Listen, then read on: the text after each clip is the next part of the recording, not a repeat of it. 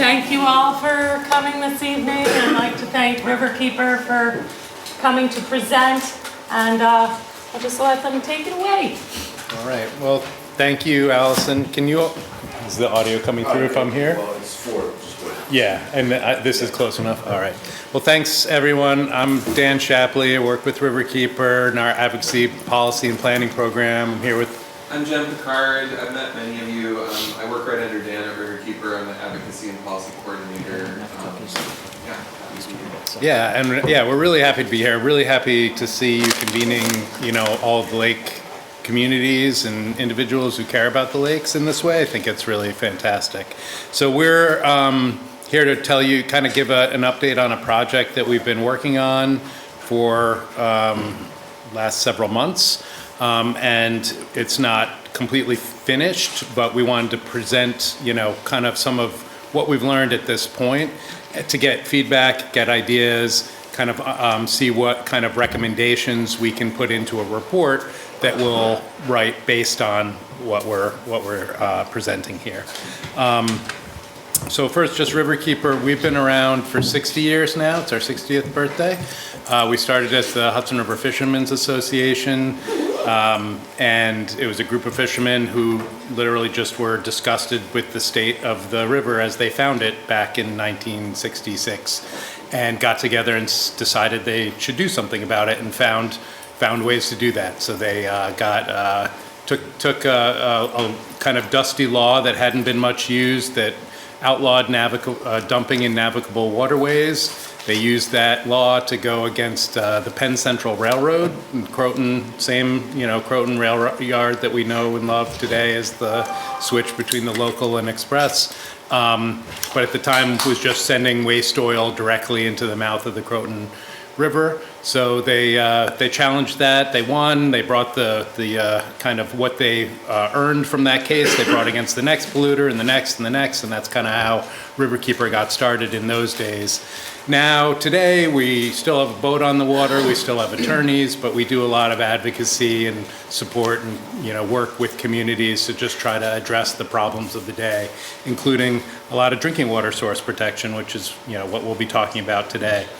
So we've been working with City of Peekskill, Dave, I think since like 2019 or so is when we started talking about Peekskill Hollow Brook being the source of the city's drinking water. We helped the city apply for what was then a new state program to understand the sources of our water and understand what we can do to protect and restore them. That led to, very quickly, once that plan was done, to the hiring of Joe, who you've all met, and Joe's the watershed inspector. So now we work closely with Joe on helping the city to see implementation of that plan.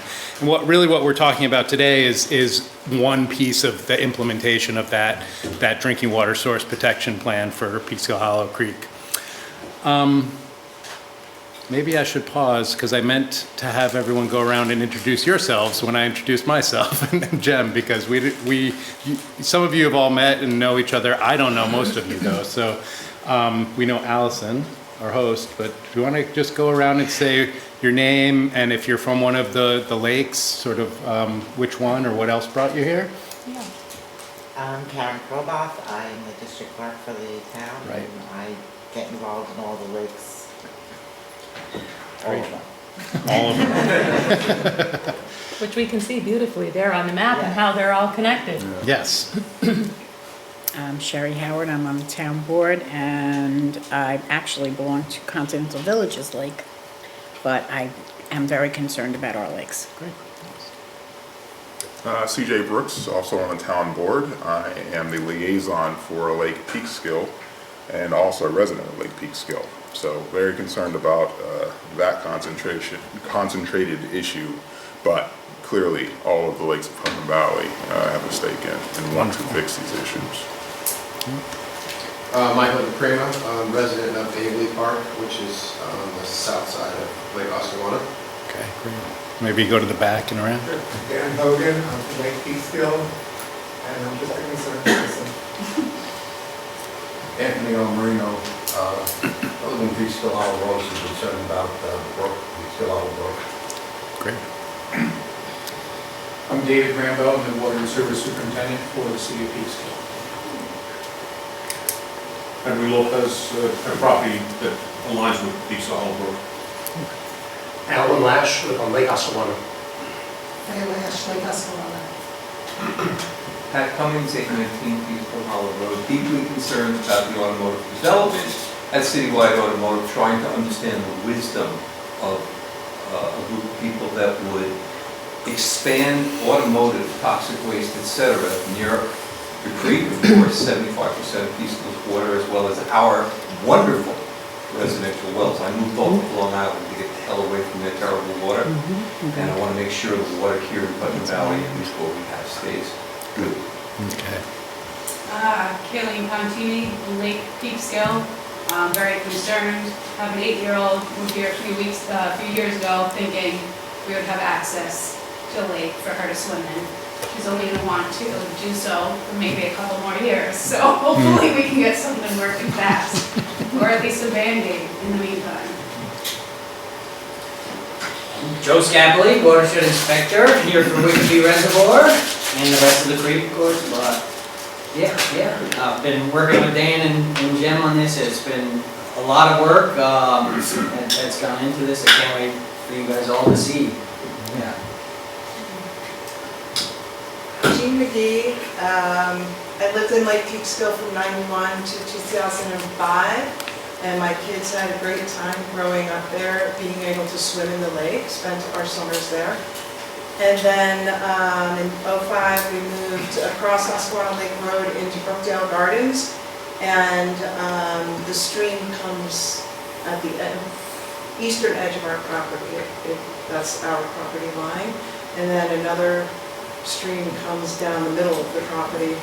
So, yeah, I have an invested interest in keeping that clean. I'm Agnes Powell. I grew up on the Peekskill Hollow Creek. I now live in Lake Peekskill. I'm the president of the Lake Peekskill Civic Association.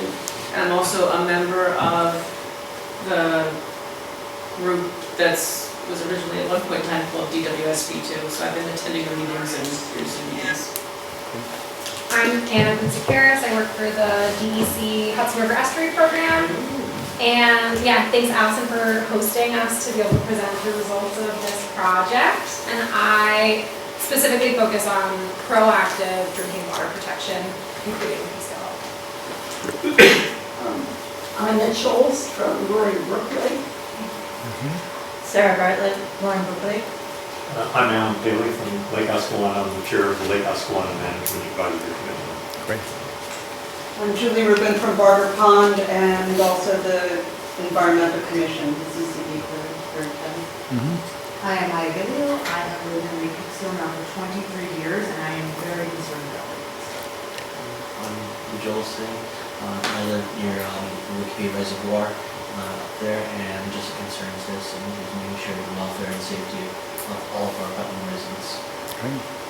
Hi, I'm Patty Villanova, a longtime resident of Lake Osceola area. I have access to a district beach, and I'm there every day that I can possibly be there. The lake is doing pretty well. And also, I grew up in Lake Peekskill too, and I'm concerned about Lake Peekskill too. So, looking at it all holistically. But thanks for doing this tonight. Yeah, sure. Thanks. And there's a sign-in sheet that is starting to go around, so please fill that out. It's so nice that we have such a broad spectrum of the watershed here. Thanks for being here, and thanks for, it's very exciting that this commission likes this memory convened. Dan mentioned, I just want to say again, that the structure of this evening is this, we're still in the process of putting this report together, so this is us sharing something at a point in our process, not at the very end. So we're going to present, and then we're going to facilitate some discussion where you'll have time to talk to each other and then share back ideas, brainstorm with us afterwards. So that's the structure of the evening. Do you want to introduce yourself in the command center too? Go Calvin. I'm Kelvin. Thanks, Calvin.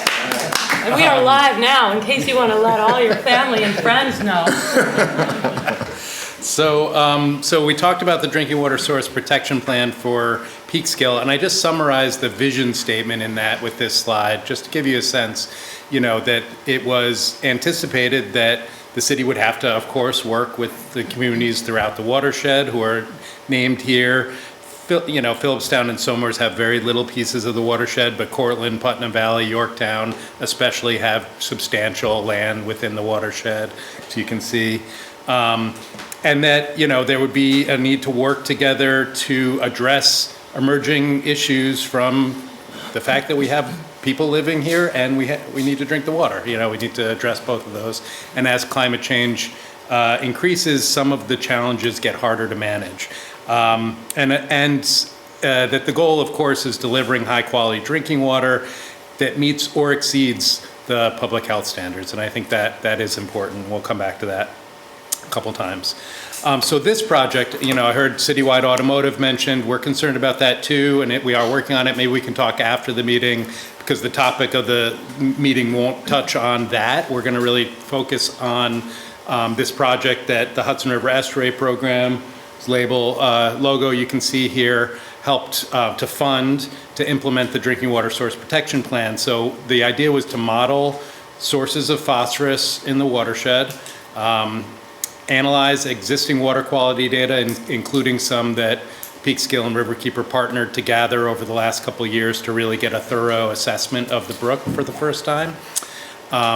Compile information about wastewater management in the watershed. That's where many of you have been talking to Jem and Joe and Anna, going around to get information about what different lake communities or municipalities have tried or where they've kind of hit barriers in trying to address some of these issues.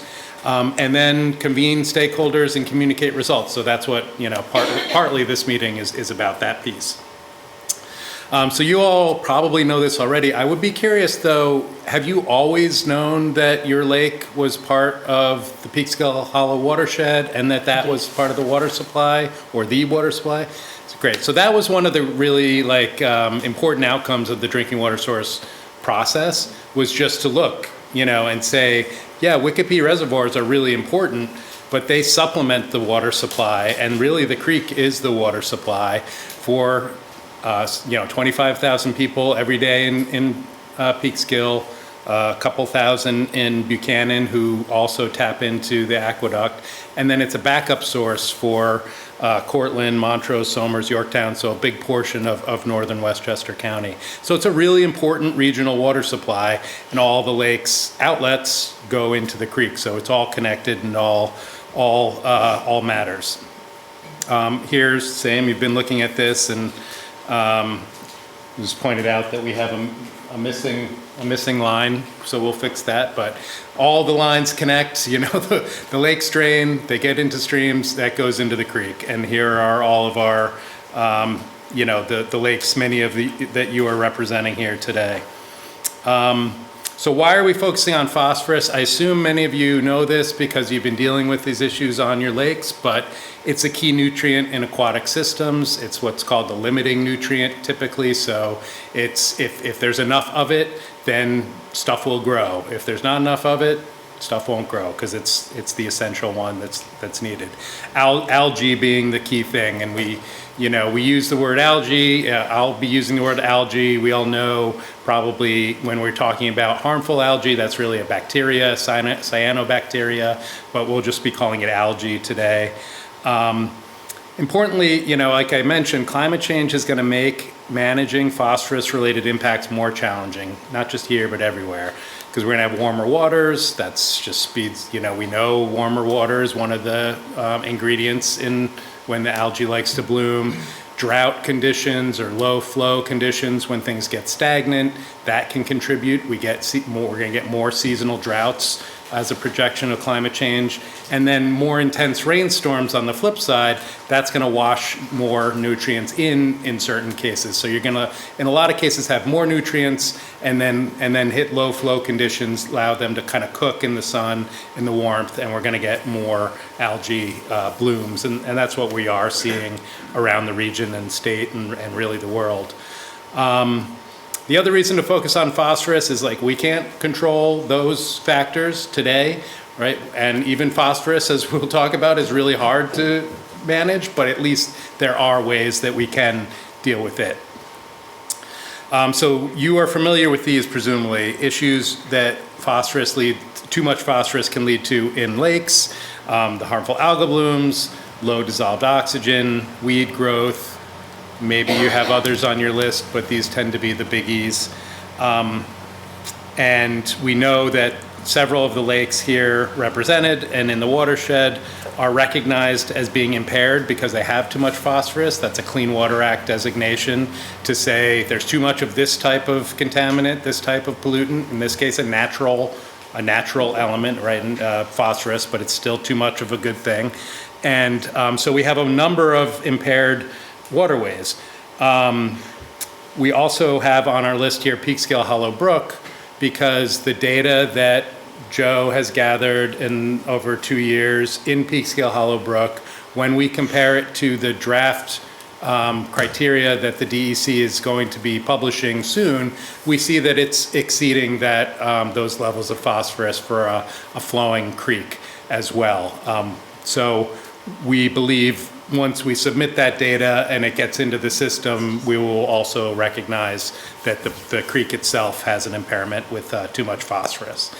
Now I keep thinking the screen is here. The screen's here. One thing that we might not have a complete picture of is where there are restoration plans. So these are the two that we have on our list, the TMDL, which is the DEC's formal way of saying this is how much phosphorus this lake could take, this is how much we need to reduce it from each source. And the Lake Restoration Plan for Lake Peekskill took a similar approach. The one that I found was labeled draft, so I'm not even sure if it was final. I'm not really clear on all of the implementation that's been going on with some of these. So we might fill in some of those gaps today, if there are any. But I want to, introduce that there are additional impacts to drinking water that can come from too much phosphorus. So this might be less familiar to you. Harmful algal blooms, you know about that. The issue with that is they can produce toxins.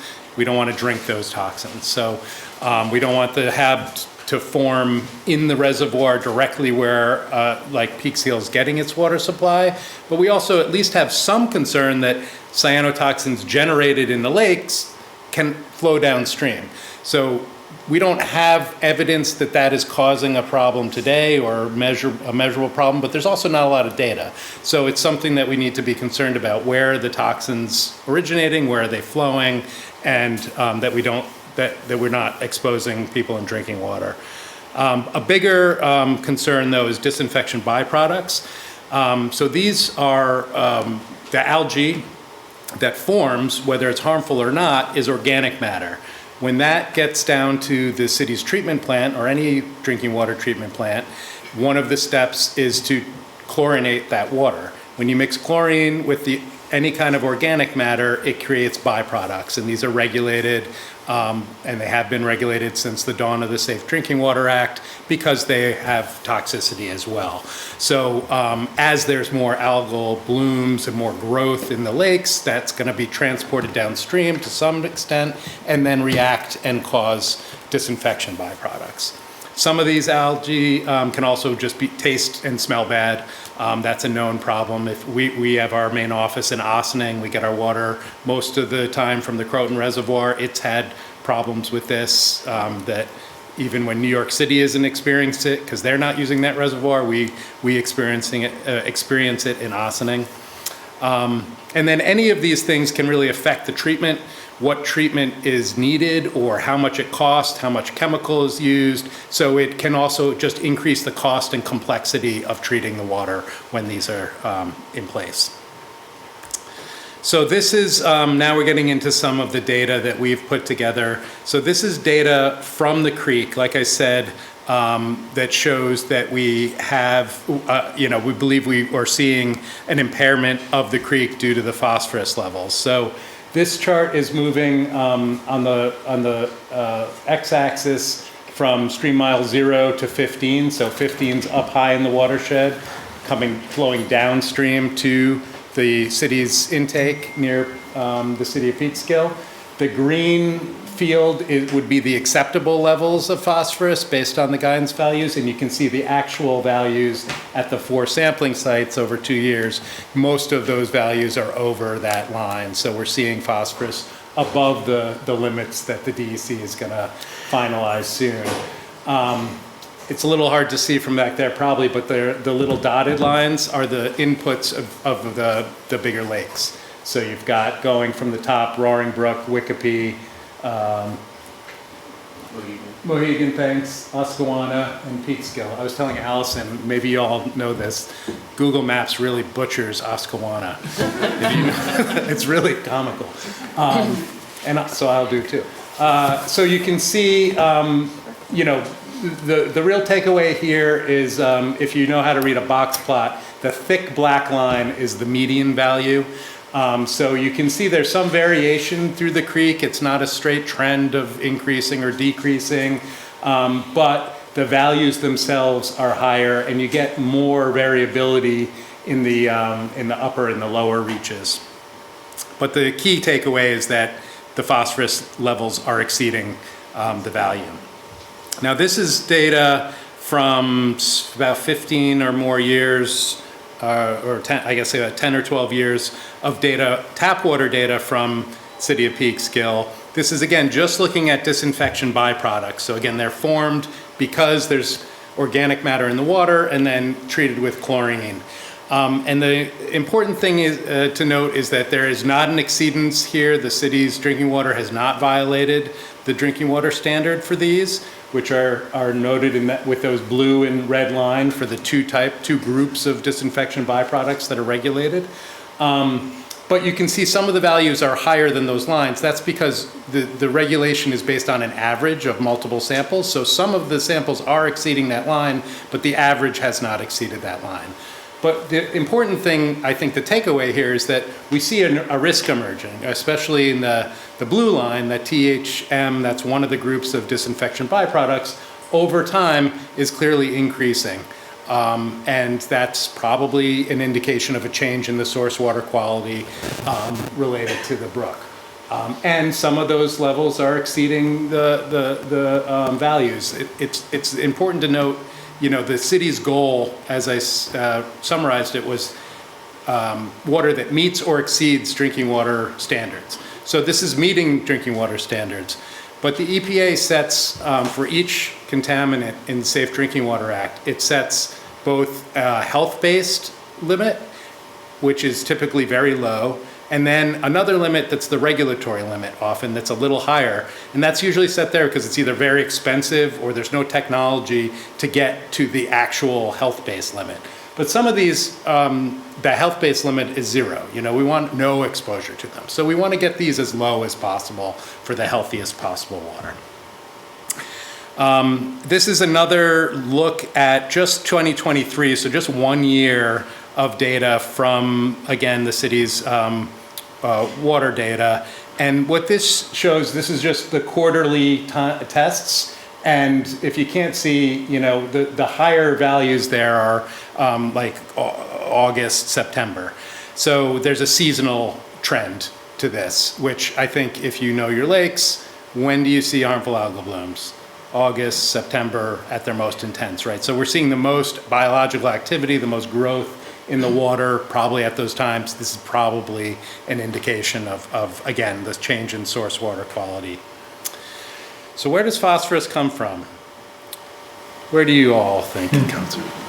You've got lake plans. It's in the environment. It's in the environment. Natural. There's a set amount of it in the world. Yeah. Runoff from fertilizer for gardens. Yeah. During heavy rain. Fertilizer from lawns after heavy rain. Where else? In Oscawana, we have multiple sources. We have sedimentary phosphate. Mm-hmm. We have runoff. We have septics. Yep. We have runoff from forest land. We have lots of forest land around us, which all that decaying material has phosphorus in it into the lake. Yeah. So we have multiple sources. Right. Yep. So it comes. Yep. In lakes, we talk about internal loading too. Right. So the sediment itself. Something called legacy phosphorus. Yeah. Right. After 70, 80, even longer years of development development around these lakes, that's just accumulated at the very bottom of the lake. Right. And now with certain conditions and anoxia, it will be released. Yep, yep. So I think you named all the major sort categories. For Peekskill Hollowbrook, Anna and the DEC did this analysis with our help, improving the septic data that was inputted into it to make it more accurate.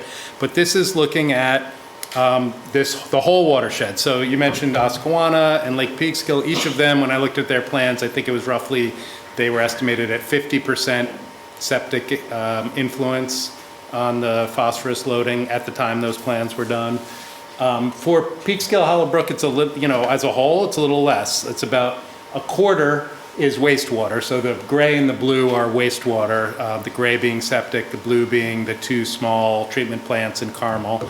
And then the developed land is a bigger component overall, although you mentioned natural lands, so the forests and the smaller pie piece in the red are sort of the, what are they called? Open space, but lightly developed, which is essentially open space, right? Probably not a place where we can do any kind of intervention to reduce the, phosphorus. You're not gonna control, the amount of leaves that fall in a forest.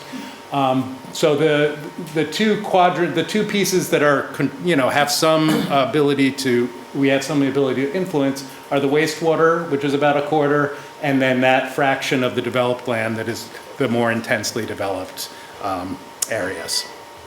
And again, this is based on GIS analysis, similar to the types of data that went into the Oscawana or the Peekskill plans to estimate the loads there. So we're not talking about stormwater and the urban developed lands tonight, only because the project we conceived of was based on the input we were hearing at the Hollowbrook Water Watch meetings, which is what Joe has called the convenings for the drinking water source plan. And there we were hearing from the lake communities a lot about septics and concern about septics. So we went into the project assuming that would be our focus. But I do want to just be clear, obviously that stormwater component, the urban runoff is another important component that'll have to be looked at. Also just useful to note, wastewater, managing wastewater is good for a number of reasons, right? I mean, we're going to focus on phosphorus, but there's lots of stuff in wastewater. If you treat it well, that's not a problem. If it's not treated well, you can get a whole bunch of stuff that you don't really want in your lake or in your drinking water supply. So this is just a quick look at some of those things, that can result from poorly treated wastewater. Okay, so this is our first, now again, getting into some of the analysis that we did. This is looking at GIS, look at which parcels in the watershed are served by septics or sewer. And so, again, it's a little hard for you to see back there. All the orange, the county line kind of cuts across, right? So in Putnam County, almost all septic, as you know. The two little red areas are those two little sewer districts in Carmel. And then down below, it's much more complicated. In Westchester County, you have a big county sewer district, and it's kind of disconnected areas that are part of that county sewer district. And then within it, the septic systems are, by and large, many of them can access pump outs through they're in a sewer district. So they're actually paying a sewer fee, but because they don't have a sewer hookup, they get a subsidy on their maintenance of their septics. So it's a kind of a managed system of the septics in that zone. Again, this is now just looking at the septic systems, zeroing in on those that are within 250 feet of a stream or water body, because that's the risk zone that most of these, that the DEC uses and others. If there's a failing system, poor soils, these are the parcels with septics that are most likely to impact the water quality. So it's narrowing down where the focus might be for managing septics to improve water quality. This is a look at that same data, but sort of a heat map. So looking at where there's a heavy density of septic systems close to, within 250 feet of a water body. And you recognize some of your lakes here, right?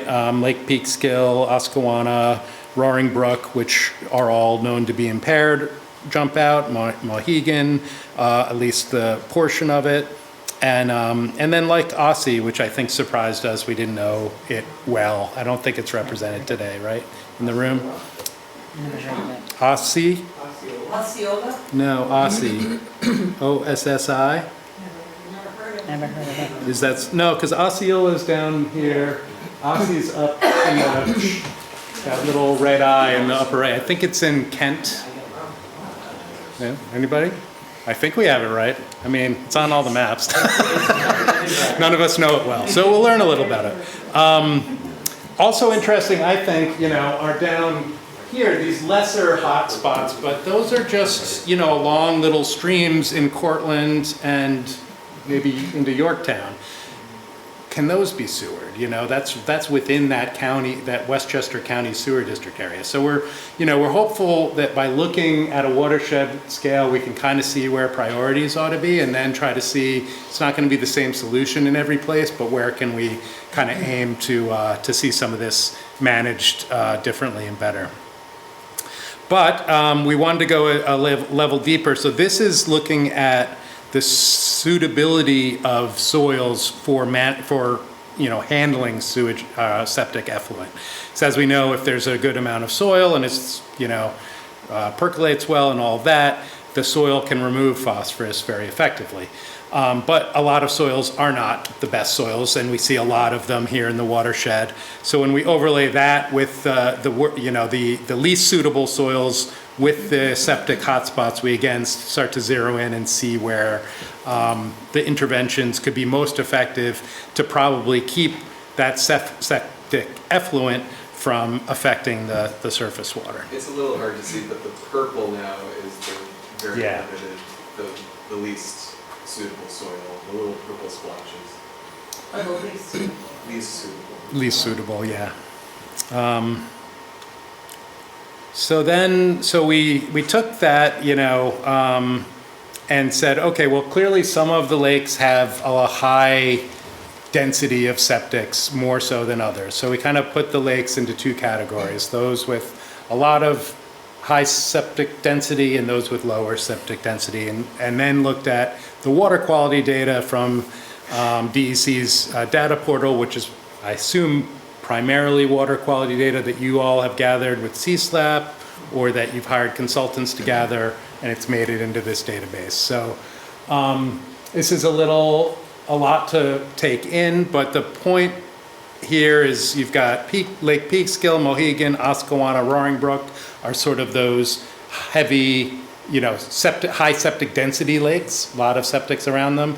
And then Barger, thanks. Wikipi and Tibet are our lower septic density lakes. And what you see is that it's a little hard to see from at this scale, but the average phosphorus and nitrogen, which is another nutrient from wastewater, are higher, and the microcystin, which is the top left, that's the toxin formed by HABs, and the chlorophyll A, which is an indicator of algal blooms, are also higher in those lakes. And there's more extremes, right? There you get higher toxin levels in more of those situations, for instance. This is just grouping them more so you can kind of see the patterns more clearly. But clearly we see, higher density septics, the lakes, have higher impacts, which is not shocking, but you see the data kind of demonstrating that. So with that, you want to move to our second portion here. Will you share these slides with us? Yeah, I'd love to be able to show this data to the invitees. Yeah, we'll definitely, we'll share share it in some form. I guess it's being recorded, and where does it end up? Our website. So the recording will be on the website, and then we will be putting some kind of report together, so that it'll be like, in an easy to share form with context and everything else too. But in the meantime, we can share some version of this. Yeah, we are going to have some time for questions, and we can hop back to maps and things if you want to, unless it's a burning question right now. No, just on what you just said, that I can come back to. Yeah, great. Yeah, we don't have that much left. Yeah, so I came into this project after a whole bunch of work was done and was mostly focused on having conversations with all of you and plus folks from other towns. So as some of you know, Joe and Anna and I did what I was calling a listening tour, where we sat down with folks and asked questions about your relationship to the lake or the brook or the watershed, your history with it, and then in general, like what has been tried specifically to address phosphorus, but wastewater management in general, and what are challenges you're facing, and what are opportunities or ideas that you have for the future. Yeah. So these are some of the things that we heard. For one thing, there's so much work happening. There's so much great actions being taken all over the place. For one, there are lakes that have been doing sea slap monitoring for a long time. Y'all have prioritized hiring managers and inspectors and scientists so that you have lots of expertise that's really digging into the problem and try to experiment with solutions. And we heard about all kinds of different experiments with different technologies, from weed harvesters to aeration systems to ultrasound. I was like, this is like alien technology to me.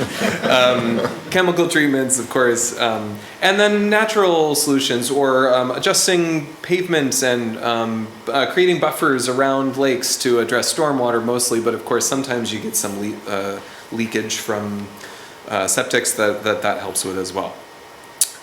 There's a lot of outreach and education happening, more or less. Folks have newsletters that are sharing information with residents. There are lake days and cleanup events that are opportunities for education that are happening. That young people are getting informed about these issues.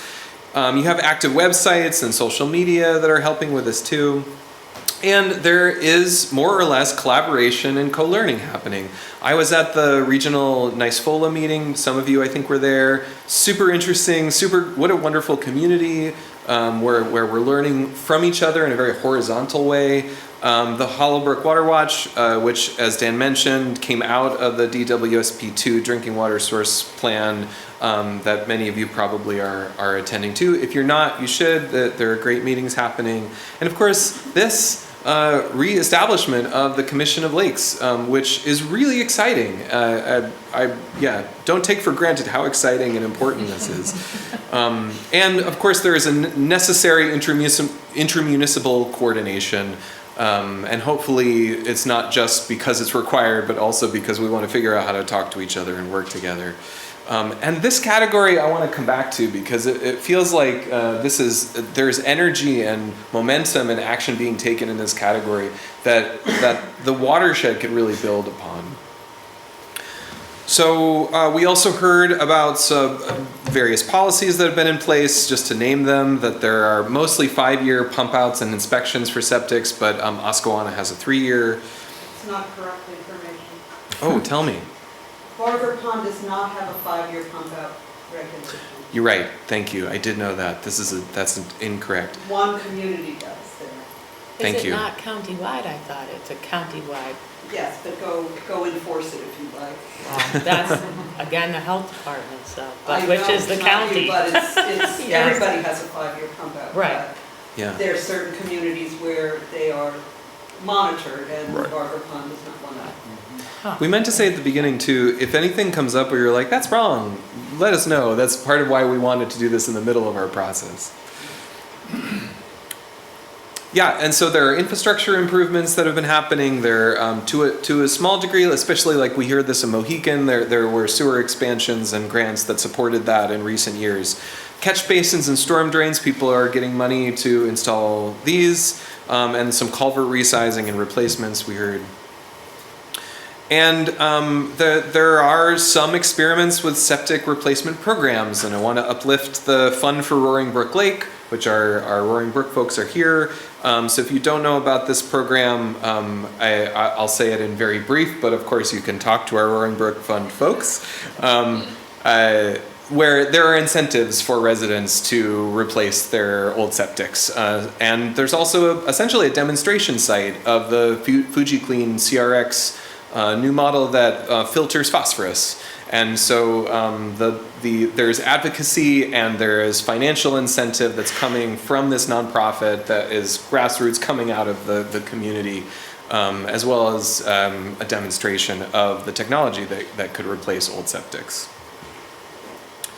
And we heard challenges from you all. Of course, cost and capacity are big ones. Some of this is like legacy barriers that are legacy barriers, and some of them sounded like they were a little bit new. But to name some of them, so cost can be prohibitive, both in upgrades and expansions in the sewer direction and in the septic direction. There's the concern of added burden during this regional affordability crisis. There is a legacy resistance to increased taxes. And there's limitations for grant writing, their capacity, both in like the resources and know-how, but also just the time, both on the community front and also the municipal front. And also, I'm not sure I mentioned this later, but we also heard that there are opportunities or examples of intermunicipal grant writing happening, which could be an interesting pathway. Awareness and perceptions are some challenges we heard. There is historically maybe a lack of a awareness of this watershed, this interdependent relationship that communities around a lake might not know that they're a part of the watershed, or maybe more specifically, they might not know that their lake drains into a drinking water source. Yes, there's a potentially, in general, lack of awareness of the Peekskill Hollow Brook being this primary drinking water source for the city of Peekskill and for other municipalities. There's some confusion or some misunderstandings around the causes of impairment. We heard someone talk about a resident thinking that it was beavers that were causing the problem, for example. A sense of a misunderstanding or perhaps a need for more awareness and education around the realistic timelines of remediation. What is possible? What's absolutely not possible? What could be possible? How long that might take? That's a big topic of conversation.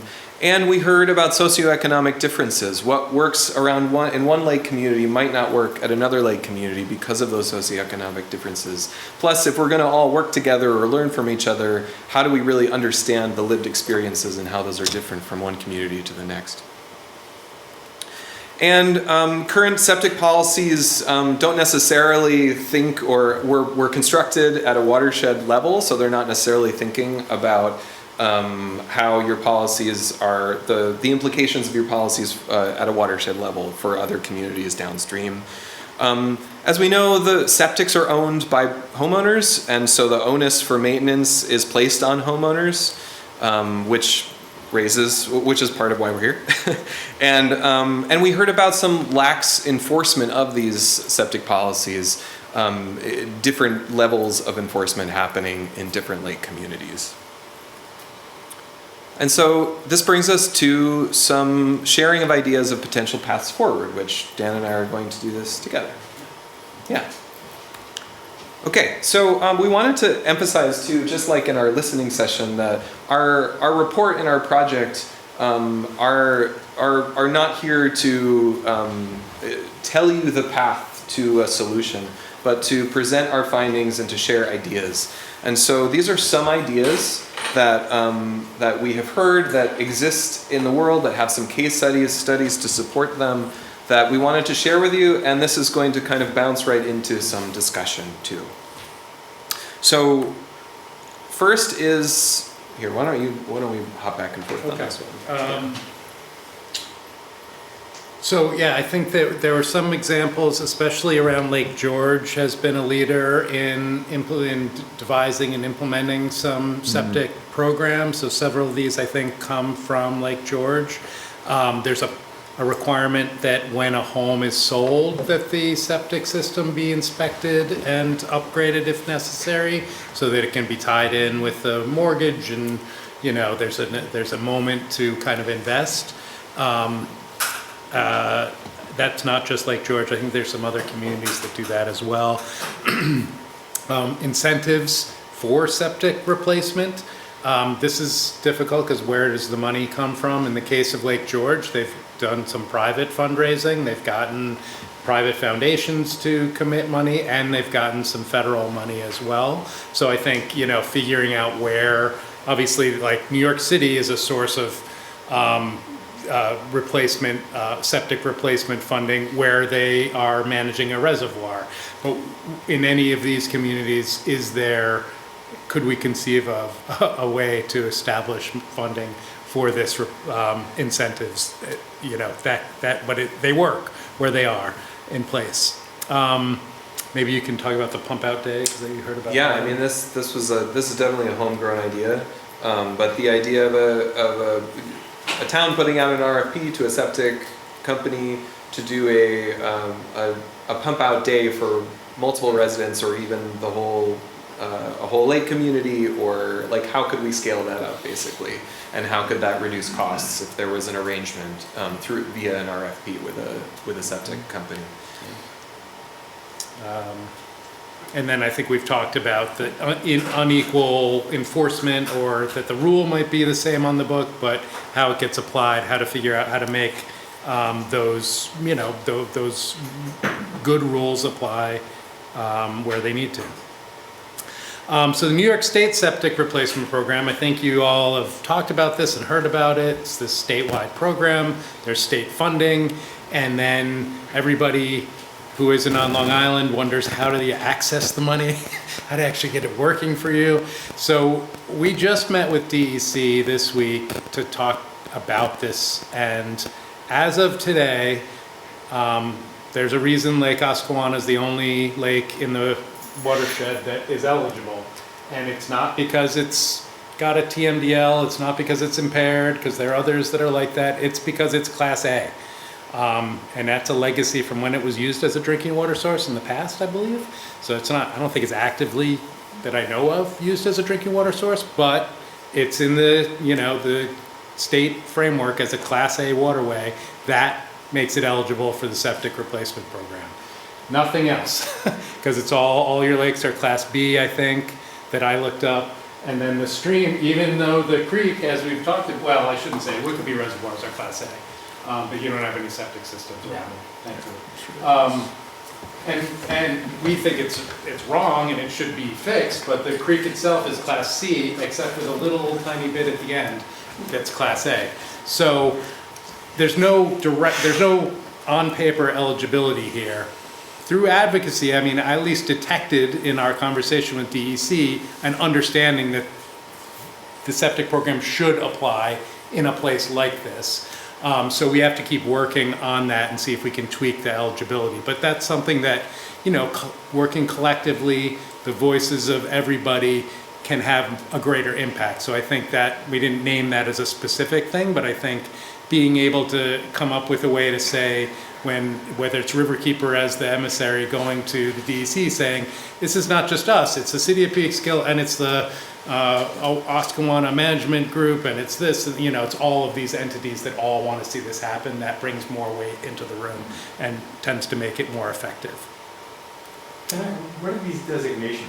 I've never seen that before. The class? Yeah, the class. So the Clean Water Act, which then is implemented by our state DEC, starts by saying, what is the best use of the water? And so Class A means drinking water.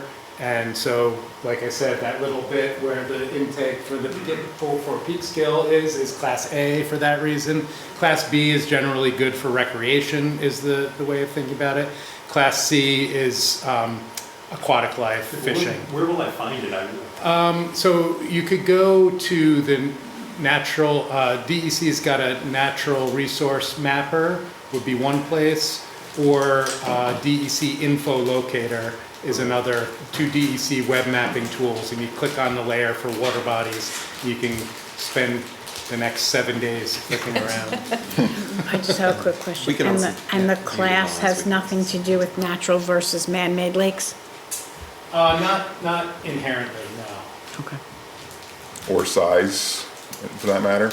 No, it's really on how it's been used, or how it was used in like 1972 when we decided how to classify them. So some things have changed, or like in this case, you know, this is not, Peekskill of Hollow is not the only case we've seen where why was not the whole thing thought of as Class A? You know, it just, they got it, wrong. Somebody got it wrong in 1972, but the process of updating it is not really systematized, so you can't really address it that easily. There was another quick question? So on the same, excuse me, on the same issue, how, so 17 Mile Creek, some of it's Class C, D, and J. That's like having a smoking section on an airplane. Who makes, I'm just saying, who makes that decision? Yeah. It was a political or congressional act or something in 72? No, it was the regulatory decision-making by the DEC at that time. Might have been even the health department before the DEC existed. I mean, we're talking historic, old decisions from decades ago that are just... How do you turn that around? What do you do as a community? Well, you can petition, so we can put in a petition to change the classification. And we've done that in other cases, and there's right now no internal process at DEC to actually act on those petitions in a timely way. So I'm not trying to throw DEC under the bus. They do a lot of great stuff, and but this is one place where it will not be the quickest path to success, I think, right now. I think it's important to do in parallel with other things, but it's not a silver bullet. And it just changes, what the classification really influences most is if there is a new sewage treatment plant or other industry that wants to get a permit to treat its water to discharge to a particular stream, it has to meet Class A standards or B or C or D. So it doesn't change your lake directly if it's A or B, and you're never going to change your lake to A because you're not going to start using it as a drinking water source. So the creek itself, there's justification to change because its actual use is as a drinking water source. But beyond that, it's limited the value of changing it right now. Can I just say that it's confusing to some of us because we've been in conversations with the DEC about how to get on the septic replacement program, and this has never come up, this ABC thing, but what has come up is that the county needs to request it. We know that the county has requested specifically like Peekskill and Barber Pond. We've actually had it announced by our assemblyman that it's already a done deal. I heard this, yeah. And then the DEC said, well, we didn't actually sign off on that yet. Okay. But I've been told that Roaringbrook can never be on it because it's a private lake. I then looked at all the ones that are already on the list, and there are a number of them that are private lakes. So in other words, I don't take as really concrete the reasons that we're being given for when we're not allowed to be on their septic replacement program. So this is a new version of different excuses I've been given. And I just wanted to make sure that we're all on the same page about that. Yeah, I think, and so I agree with you. I've had similar conversations along the way where it was like, wait, I thought this was a path to do. I thought that was. So I'm giving you as of this week what I heard, but I agree with you. And I think the program people would say they have changed the criteria. So some of it is legitimately they made a decision like they started this way and then said, oh no, we can't keep including all of these lakes or the money gets so thin it doesn't do anything. So there's legitimate reasons to choose to prioritize, some of which they've made, and then some of it's poor communication or confusing leaks of information that don't add up. So I will acknowledge, yes, I could be wrong. There could be other pieces. This is what we heard. And I think, again, collective voice does make a difference. Your assemblyman already cares. We could work on it. So, should we want to keep talking septic replacement a little bit? Or? Well, I got a question on the septic replacement. What does the new septic tank do that the old one's not doing? Well, I think there are two aspects of the program. One is paying just to replace a conventional septic with a conventional septic, And there's I think it's a 50% cost share up to 10,000 for that.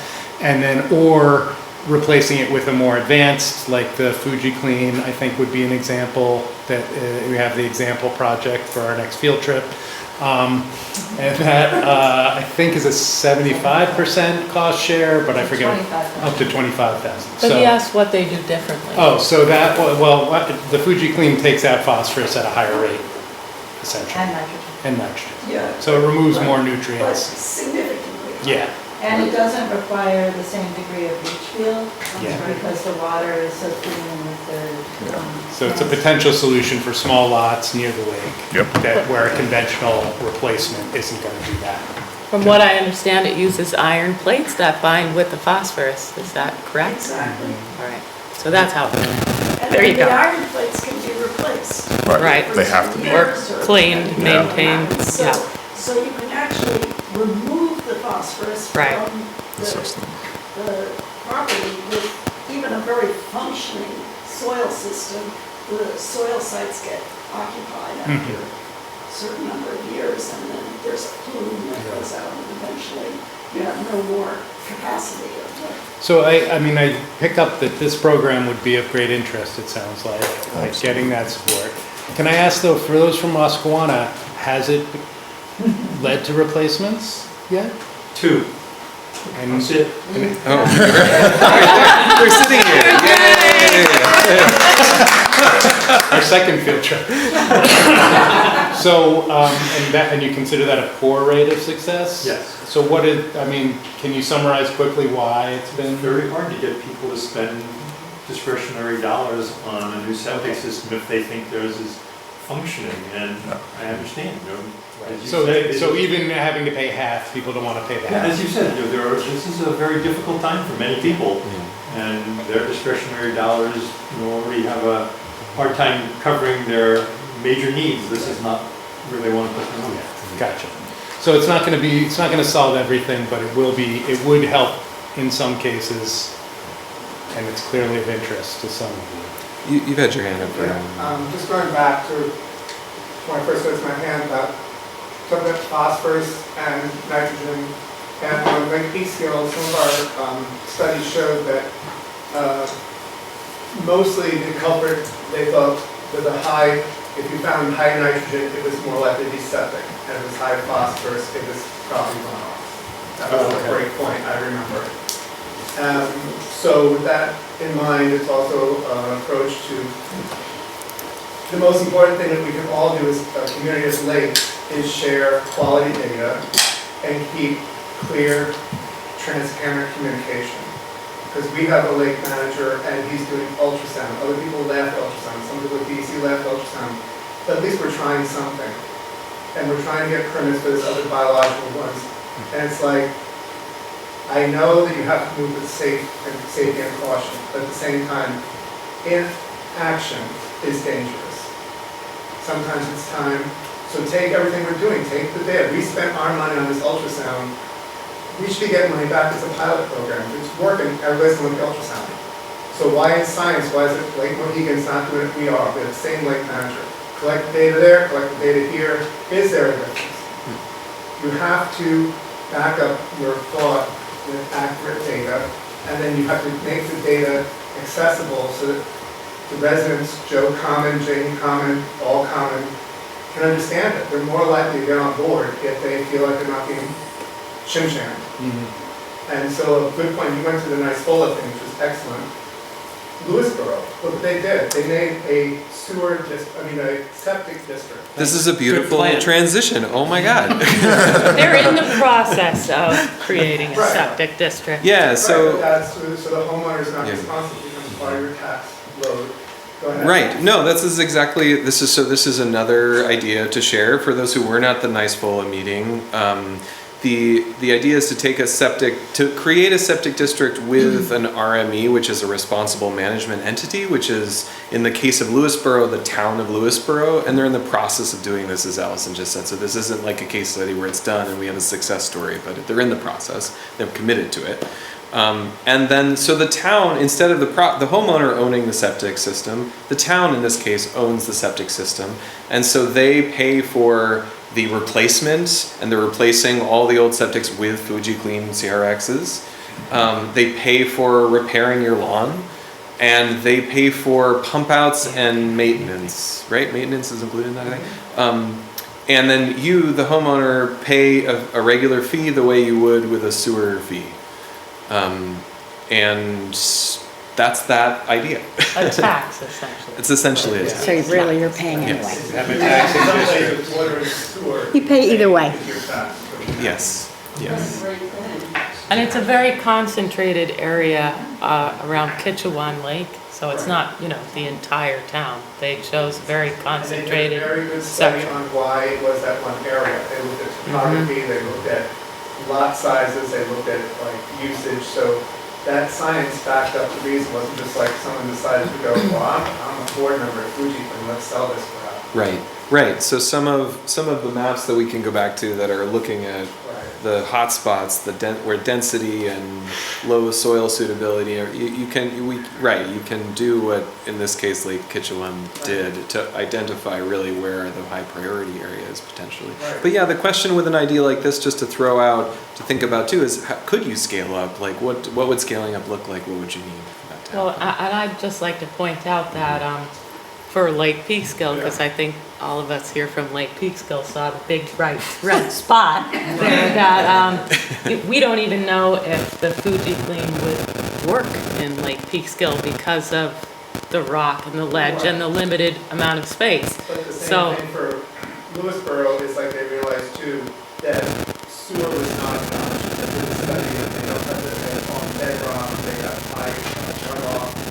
So very similar to Lake Peekskill, 30 years ago they put water and sewer and they never did, now they can. It looks like they can. Cost prohibitive wise with this technology is still, to put sewers in Lake Peekskill is not happening. So then you have to go to what's the next best option? right. And Well, so something like a sewer or a septic district seems somewhat feasible. And to get the buy-in, you have to show this is really what's happening.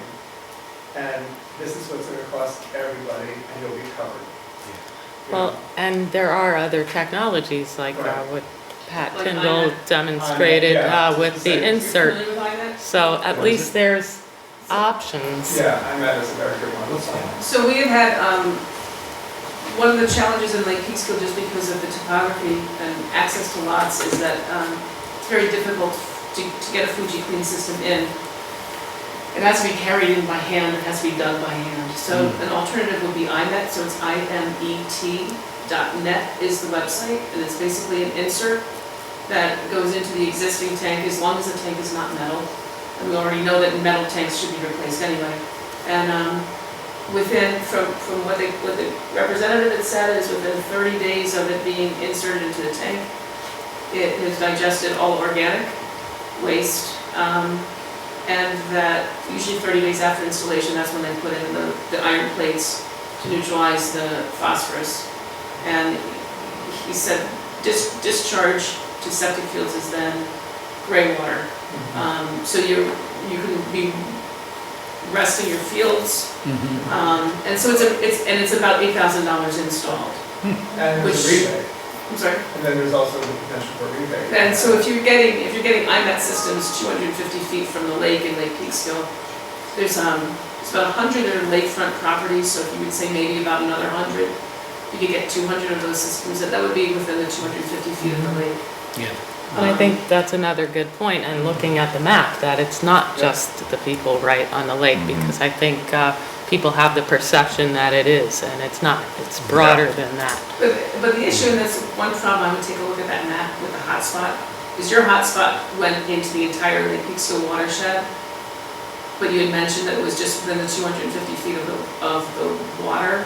So your hotspot should be a little bit smaller, but that's beside. We could get a more refined map for, you know, what audience needs to see, you know, at what scale. I think the I'm size sure. of the hotspot is accurate too. Right, so it may not be inaccurate, I don't know. There are 900 homes there, it's highly concentrated. And it's like, We have more maps too, where you're Right, showing you some right, of them. so, but if you're curious, it's imet.net, you'll see the way. Yeah, that's great. Yeah, I mean, none of us at Riverkeeper are coming in with expertise in alternate septic systems, just to be clear. So we're learning from conversations like this, and probably are not going to recommend specific ones, but just to say, space limitations mean you can't do X, Y, and Z, but hopefully there's these other options.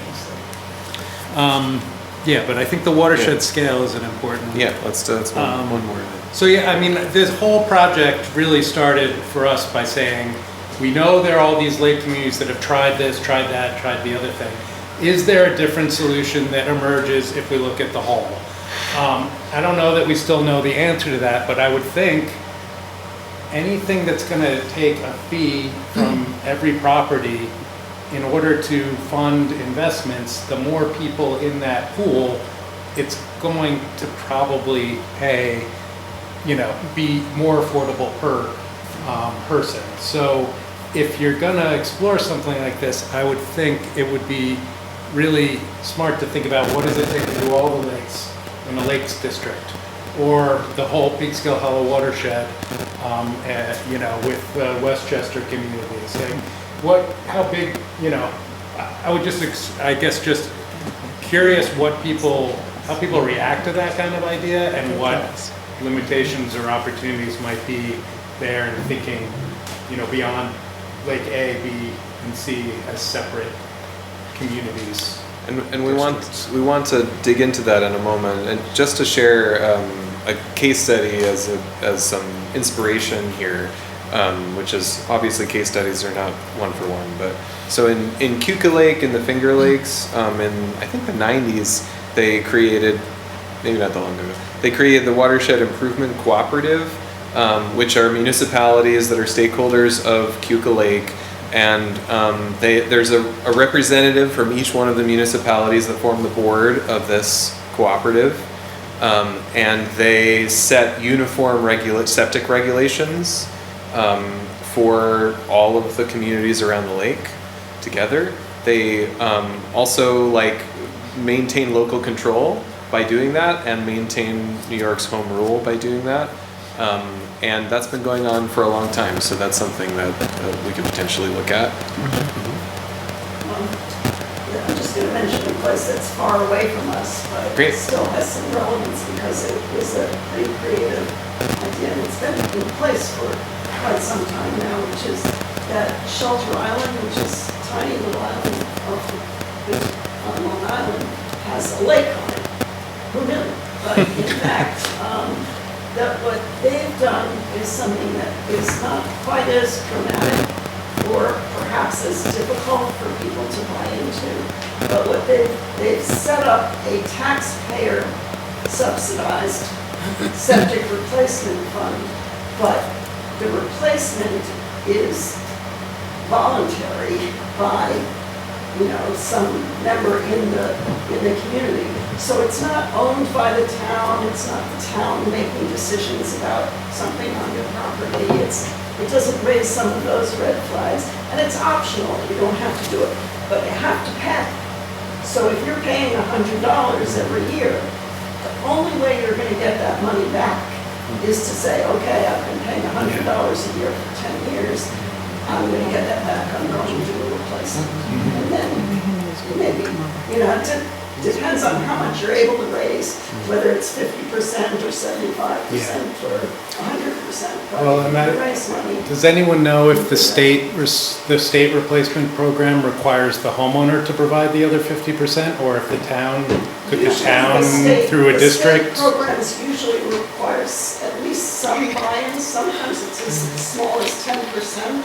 Some of the New York City watershed septic replacements, because they have deep pockets. But I just wonder if you had a district that was generating income to help people with maintenance, but where you needed a replacement, could that be the match to the state replacement fund so that it could be yet smaller, to cover the homeowner more, I guess, on the replacement? The point is that there are lots of creative ways to do this, and probably different stepwise ways of doing it, so that if you have certain things in place, you become more, in some ways what I think you're saying is you become more desirable for a grant if you're more likely to make that grant, make money, I mean, do its job. The state wants to spend money where it's going to be effective, Yes, for so if sure, they see that yeah. you already have this Yeah. going and you have this interest, then that could be. That's true So too. there- I was more just sort thinking of about the step- homeowner perspective. Right, but there yeah. could be a sliding scale. Yeah. Right. kind of model.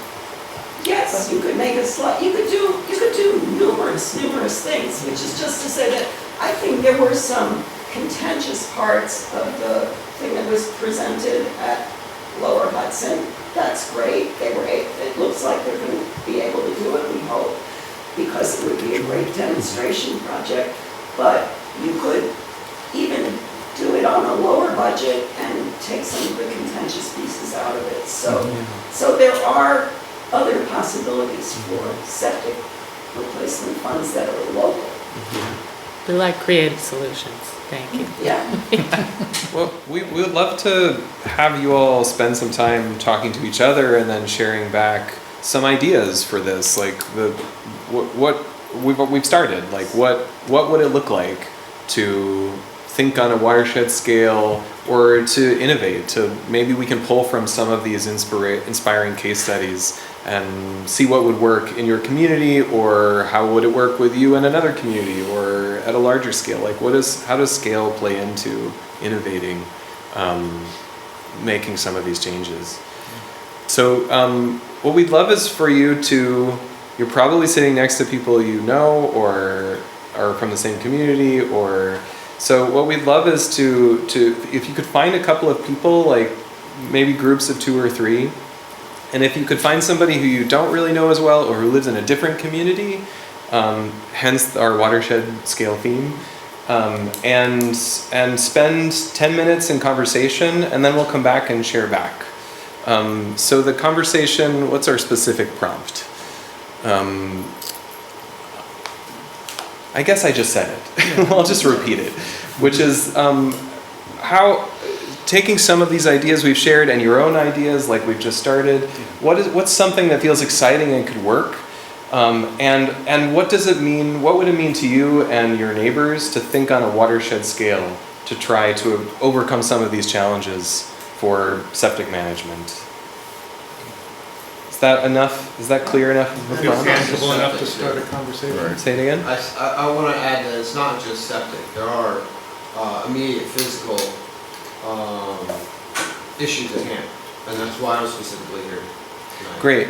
So our project is specifically looking at phosphorus and septics, but if your group wants to talk about something else that feels related, that's welcome, of course. But that's the frame of our project is that. So that's the frame we're giving you. Yeah, I'm going after it. Oh man, you're a popular guy. So go ahead, find a couple other people, make groups of like 3 or 4 at most, and we'll come back in 10 minutes.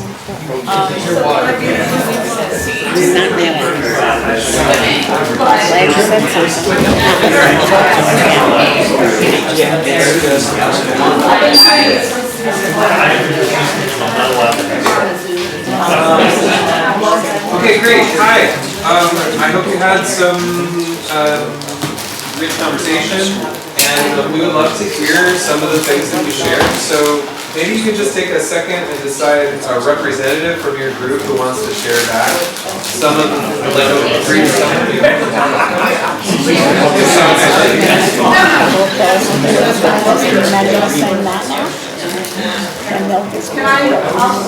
Okay. Yes, great. And can you remind me your name?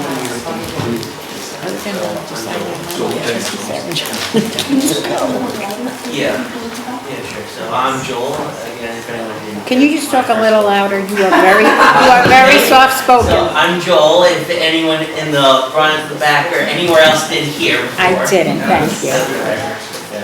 So I was discussing earlier with this group here, talk about my idea of a project that I had worked on back when I was in college just last year, building floating wetlands by basically using native wetland plants that are designed and basically adapted to basically absorbing high nutrient contents from certain waterways.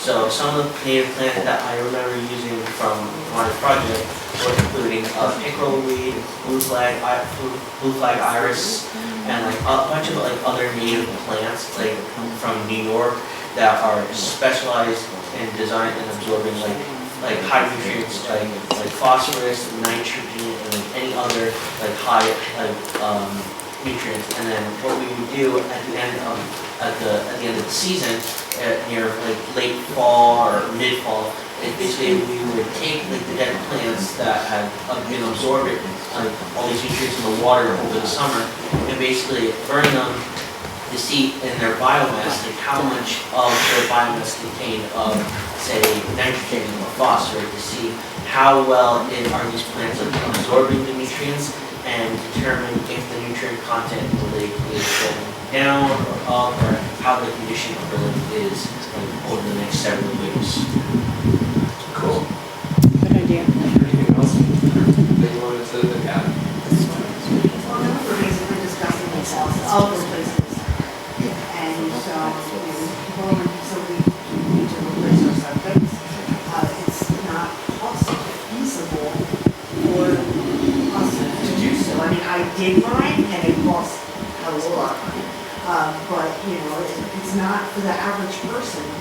It is not feasible for them to do it, especially if they don't have an issue. Even though our wells and our septics are maybe 100 feet apart from each other, right? And it is beneficial for everyone to do it. It's just not cost effective for them. We talked about drinking water being contaminated in places where their wells are also affected by the same septics. And also to Joel's point,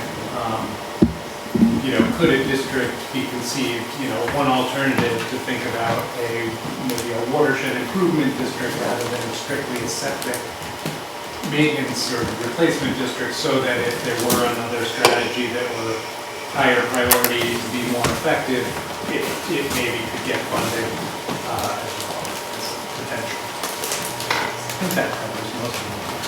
Can I just ask, would it be too personal to ask what that cost was of the septic? You said way too much. For mine, personally, I also had to take down, because I'm on all rock, I had to take down some pretty big trees, so all in all, it probably cost me about $20,000. That's what I thought.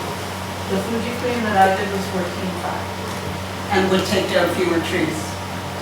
Well, in my case, I didn't need to have trees. But if Maya had been able to do that, considered doing that, it would have probably required fewer trees to cut down. Great. Would you like to go next? I have a quick question. Does it require watering? Because I know Lake Peachville have looked into putting plants, right, but then I don't know if Agnes is still here, but she explained cost. We had to do water, we had to water plants and we couldn't do that. Well, these plants are designed not to be watered. These are designed because the way the floating wetland works is basically you leave it semi-submerged in the water, so that way at least the plants don't drown and if you completely submerge it, but you leave it semi-submerged, so that way it still gets enough water, but it still retains enough sunlight for them to grow as well. And plus these plants are designed to go months, almost like weeks and months without water.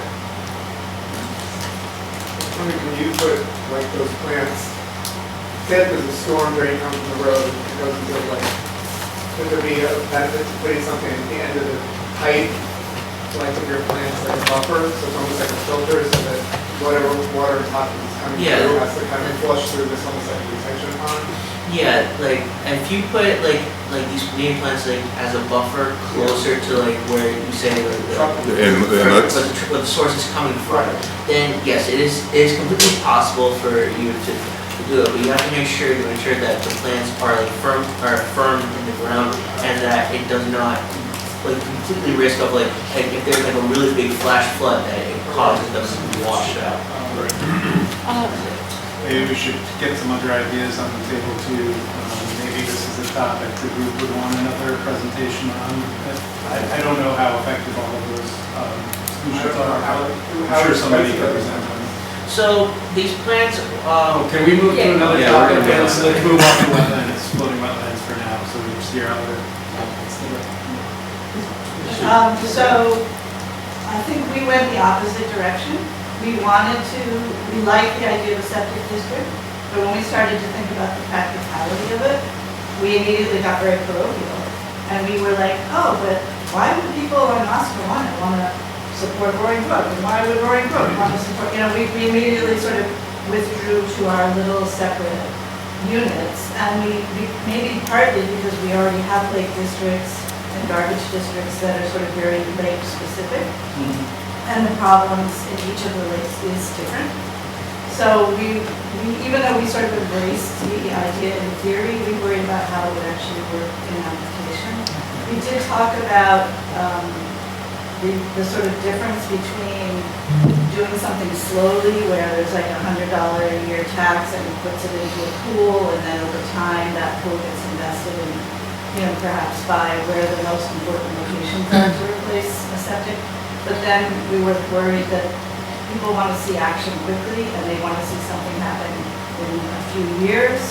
And so maybe we need to really try to get some kind of big financing so that we could offer a much more holistic approach to a single lake community that would allow people to see rapid change and sort of systemic change that would be sort of a one-time fix. How did I do?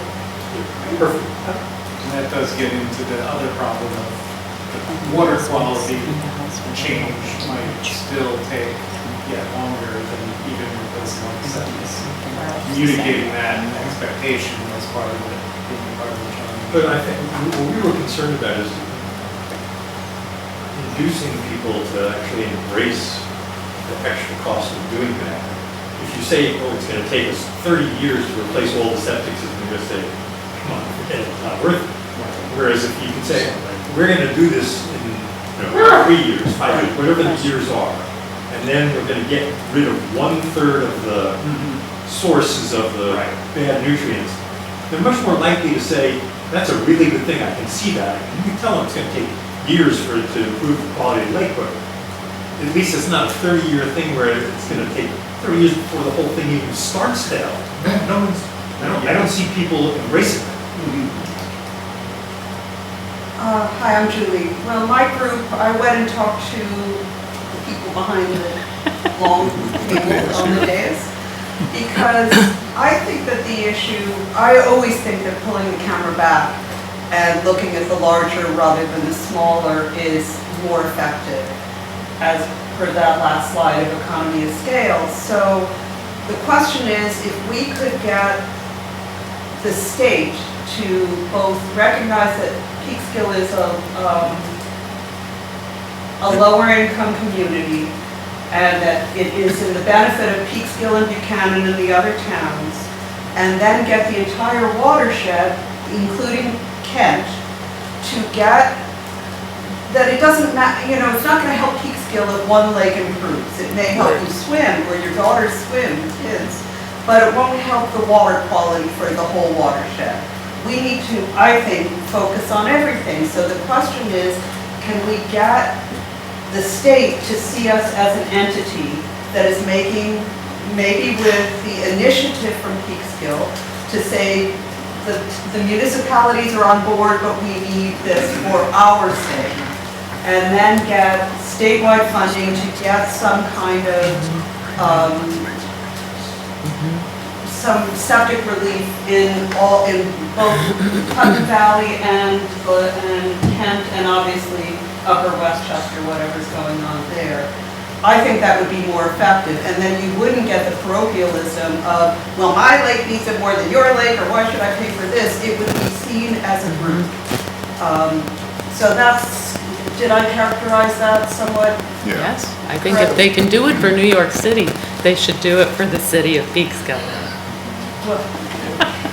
So Dan, that's exactly where we started. Well, we didn't start there. We started more on a private, public-private partnership. But because I'm from a municipality, I said the municipalities have to get involved. Yes.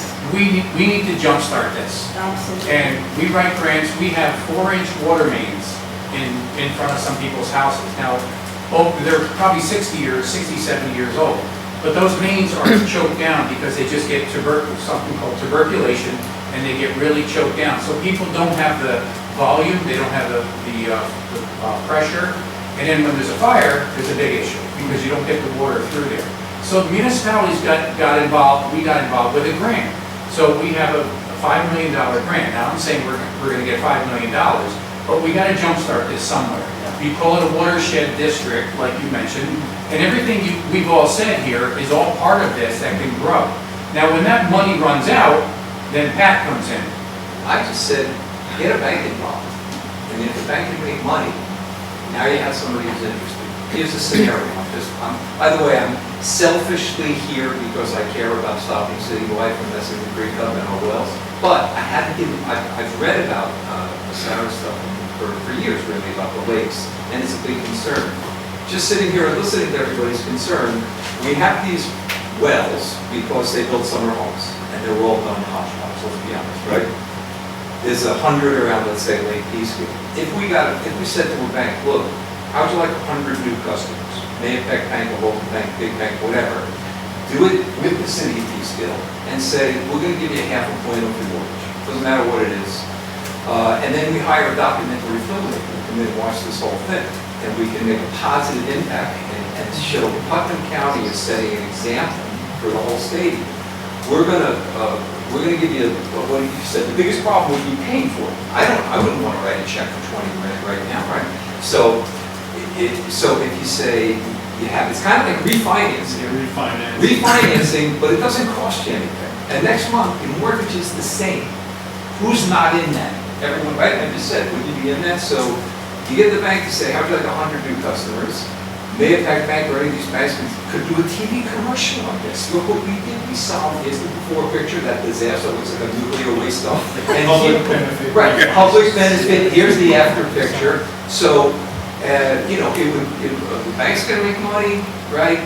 They have 100 new customers, the people, Fuji and iNet, whatever that other things, all those companies are gonna make money. And you add two sweeteners maybe, like hire some local employees, and the town gives you a break on your property taxes if you get it up, right? So I can just say that Lake Problem George solved. succeeded in doing this. Problem solved, it sounds easy to get in there. I just have a question. Oh, wait, so Lake George did this, they got two local banks to pitch in. I don't know if they did the TV commercial, but they did everything else. And I tried to do that with our little Fun for Winbrook Lake project, and I approached Tompkins Bank and thought that, you know, this would be, and I gave the same pitch, you know, like, we can get you all these new customers, and all you have to do is, wouldn't go near. And I had a I'm not question saying for they your wouldn't grant. do All right, so we bring in a commercial about it, maybe I didn't think of that. So we get a celebrity, there's a lot of celebrities in this community. Get a Could celebrity. I ask you a question? Was the $5 million grant, no, I'm sorry, I didn't ring your name. Was the $5 million grant that you got a matching grant or just a grant? No, that was the grant, but there was a match. And that's That's what what I'm I asking. also think, and the reason I brought it up is that homeowners can't afford that $5 million project. And nor can you afford, a lot of people can't afford the $20,000 for this.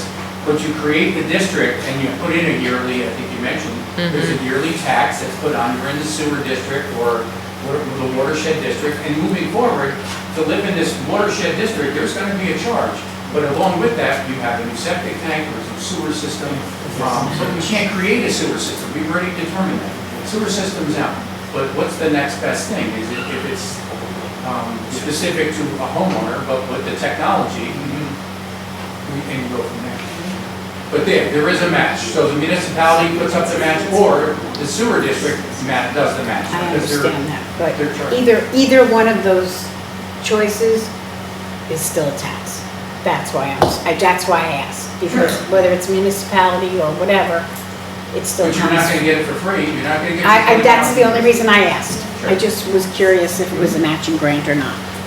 I think we should just mention that the tax in Kitchewan is $600 a year to participate, and they have a huge grant that supports it, so it's $600 on top of that. Yeah, that's definitely something that I was wondering in that presentation too, was like, how does this compare to a sewer tax? No, so they said it was similar to a sewer tax. They said it's similar, but I was like, what are these numbers? Like, It covers the maintenance, it covers the, it was sort of the annual fee that you have to pay to participate in this program. yeah, I think there's more to look into, especially when we talk about like equity issues too, like, Yeah. you know, as we get into communities that where Agreed. that is a lot more than a grant. Well, the other thing that they didn't discuss, which I had a question about is, okay, it's 20 years down the road and the systems begin to fail. Who's paying for the replacement? They did discuss that. I didn't hear that. They did, yeah. They paid for it. yeah, they would Really part of the good. program. We don't have And build it over time. Yeah, okay.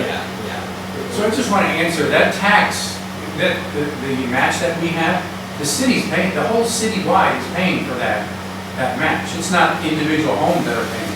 No, their taxes didn't go up, so if you're over here and you're not getting a new water main, but this one over here, you're paying the same tax.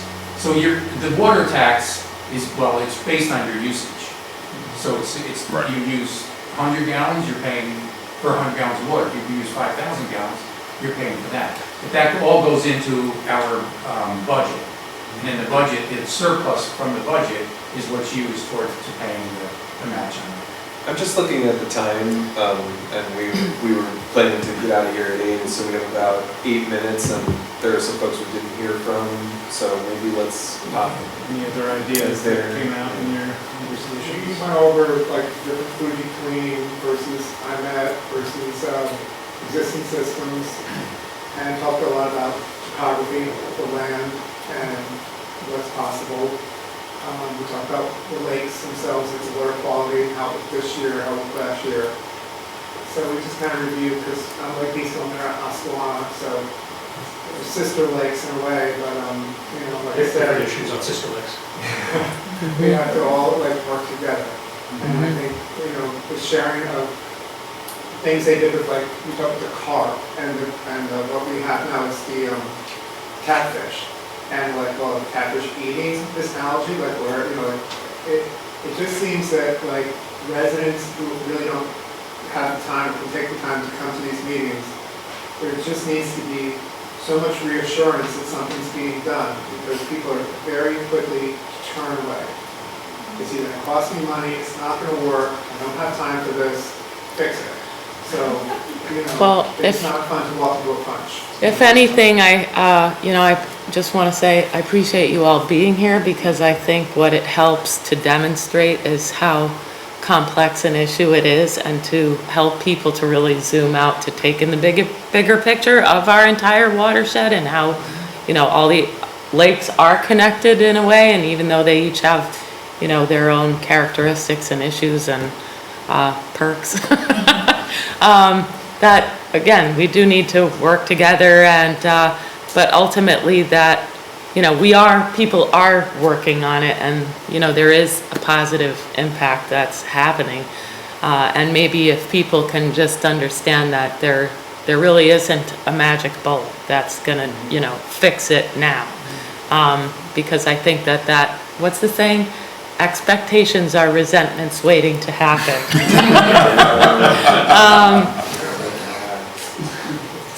But we care, we want. I think this meeting, especially for me, was very good in helping me realize that not just in Putney Valley, where we have a bunch of lakes, but the watershed, and then the whole riverkeeper system, is part of a larger area that we should be looking at. Yes. So it's, act locally, but think globally. Yes.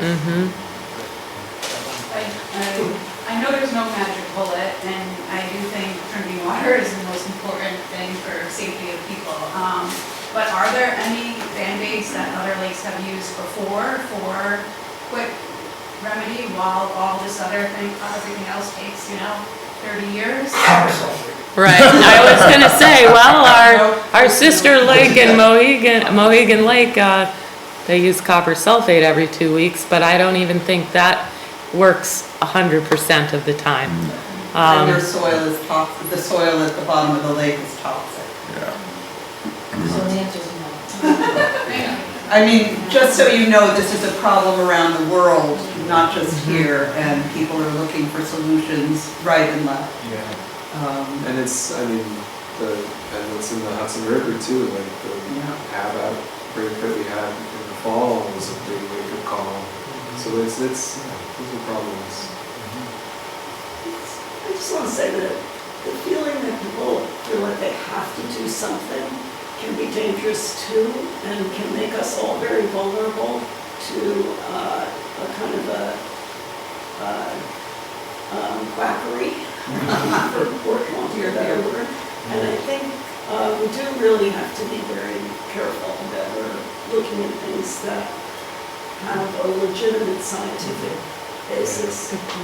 Because we can spend a lot of money as a community on things that end up not being useful.